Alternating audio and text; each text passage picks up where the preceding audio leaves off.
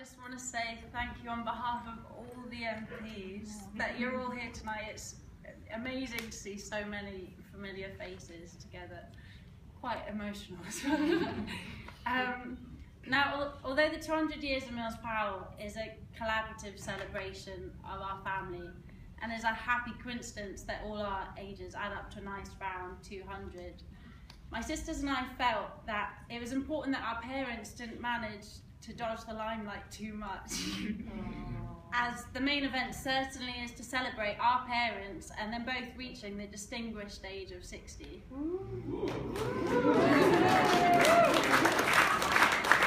To start things off, I want to celebrate them and their amazing relationship. After all, there wouldn't have been any Mills Powell if Mark Mills had not met Dana Powell all those years ago. To set the scene for those of you who don't know or maybe who've forgotten, my mum and dad met in Washington DC when my dad was visiting the community of Sojourners where my mum was living at the time. I asked my mum and dad recently if they remembered what their first impressions of each other were. My dad said, I already knew your mother in a way before we met, as I had read her pieces in the Sojourners magazine, and I knew she had been arrested, which I was impressed with.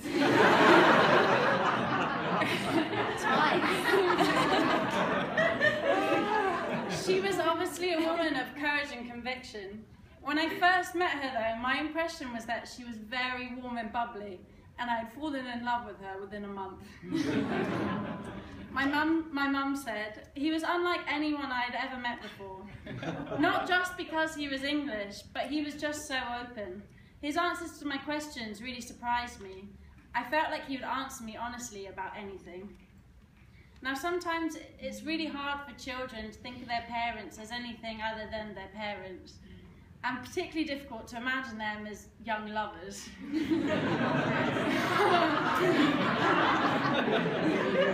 Luckily for me, there is a lot of written evidence to help me paint a picture of what they were like. As after meeting in DC, my dad returned to Britain and they wrote to each other constantly. Now, I've been through these letters and in and amongst romantic topics such as church politics, social change and peace marches, the sense of torment that my parents feel from being so far away from each other is really clear. I hope my parents will forgive me for sharing some snippets with you all. The first from my dad is, oh, how I love you. I haven't really settled into any sort of a rhythm since leaving you. Not for lack of trying either. You were just such a very important part of my life, almost integral it seems. Your first letter has been hard to live with. Not because it wasn't beautiful and profoundly moving, but just because it was both of these things. And from my mum, back to him, I'm not sure I can live my life normally while you're away. It's true I can perform, but I need to confess I feel changed.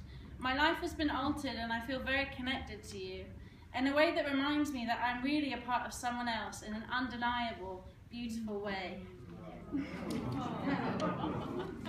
Now, upon my quest to find these love letters that I knew were hidden away somewhere,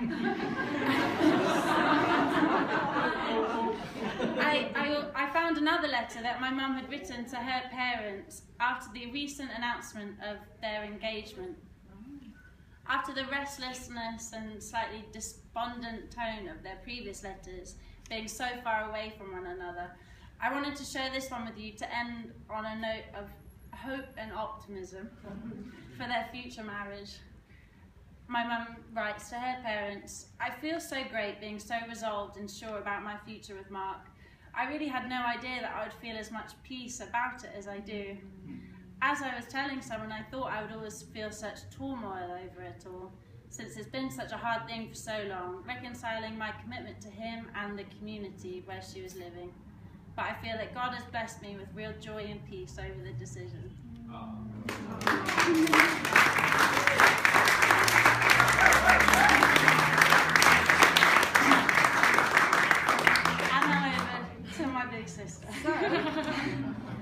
Fast forward 4 years, and after 2 miscarriages, my parents fall pregnant with me. Finally, their love as lovers has created life, and they can share their love as parents. Although I'm not really a fan of doing speeches, speaking about my parents is probably one of the easier subjects. I could stand here and go on about how much we love them, how they've set such a strong example for us, and how they've clearly done such a good job.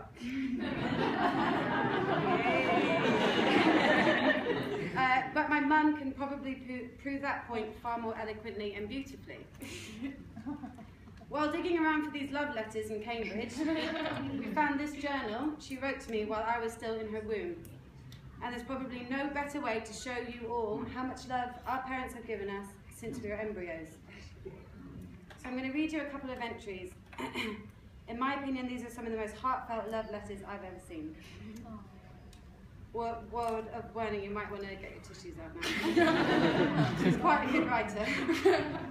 August the 3rd, 1985, 36.5 weeks. Dear little one, I have a strong sense of addressing another day. I can't picture very well who or what you will be, but I can picture that in about 3 weeks I will be looking at you, playing with you, loving you. I feel an awesomeness of your new being. You bring me such vivid remembrance of the preciousness of life, summed up in one small wrinkled baby. We love you so much and can't wait to bring you into our existing bond of love. You are already bringing us so much joy, little one. Thank you for completing our love in your own little way, your mummy, Dana. One more. August the 25th, 1985, 2 days after I'd been born. I saw your leg first, with the doctors holding my head up, and I was so overwhelmed with the sight of your flesh and bones, the real you, that I just sank back into the pillow in joy and disbelief. The doctor said he had never seen such joy. Then they put you up to my side when you were all cleaned up, and we just lay together and talked together. I kept saying how beautiful you were between my tears of joy, and the most beautiful sight was watching you open your eyes for the first time. Something I'll probably do many times, but oh, how special the first time was. I told my mum and dad it was like watching a flower opening before my eyes. Speaking of my mum's father, our American grandfather, we also found a letter he wrote to my mum around the same time to congratulate my parents. I'll quickly read you the intro, as I felt it was a lovely picture of how parents' love is passed through the generations.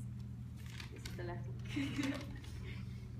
August the 24th, 1985. Dear Mark, Dana, and baby Bridget, isn't life wonderful? Not only for God's privilege to conceive life, but to hold a baby in your arms and to know that in some years' time she will take part in life cycle. Mark, your thoughts as you held Bridget for the first time must have been one of wonderment, excitement, and love. It was for me each time I held my daughters for the first time.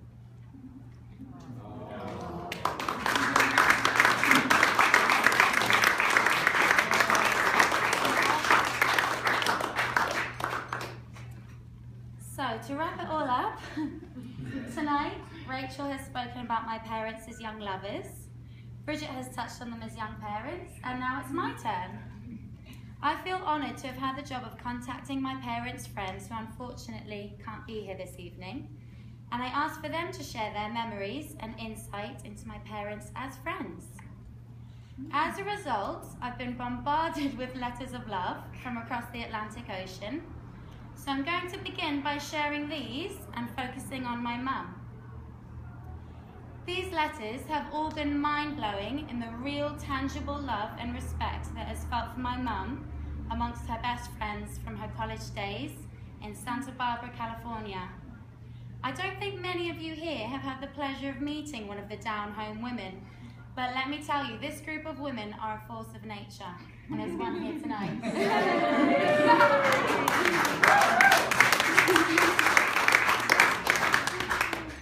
They are the definition of a strong, powerful woman, a loyal friend, and they're all slightly bonkers. They could each write a dissertation on how much they love my mum. I have got so many letters to show you when we get home. I'm going to read you an extract of the first letter that I received from Deb St. J, which I must apologise in advance. I've not been able to read without crying, so please bear with me. I'm determined to finish it.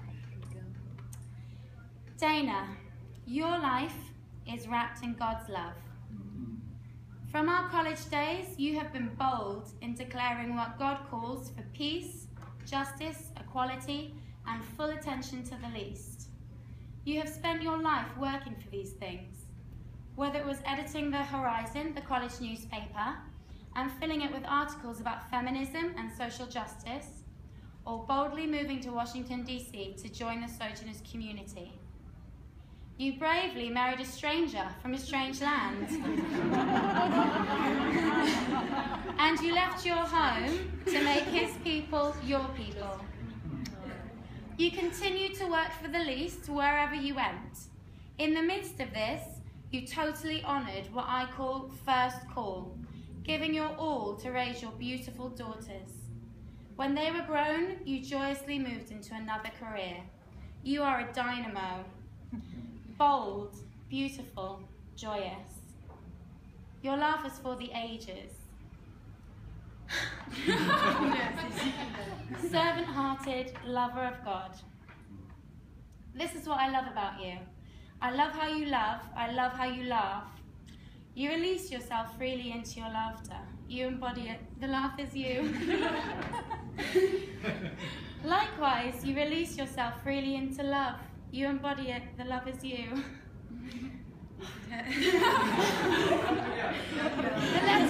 The letter continues to express how grateful Deb is to call my mum her friend. The down-home women took a very different tact when describing my dad, however. Some of the words they used were mysterious, energetic, and ruggedly handsome. They all commented on his odd obsession with Thomas Merton. When asked about the first time they met my dad, they described an odd long coat, a big bush of hair, and a lot of pipe smoking. Does that sound familiar? Without fail, all of the women commented on what seems like a magnetism between my mum and dad in their early days, and a relationship that has continued to flourish through the good times and through the not so good times. But I'm sure that you all have your own stories and your own memories that you might like to share with us this evening. Our faithful assistant, Shah.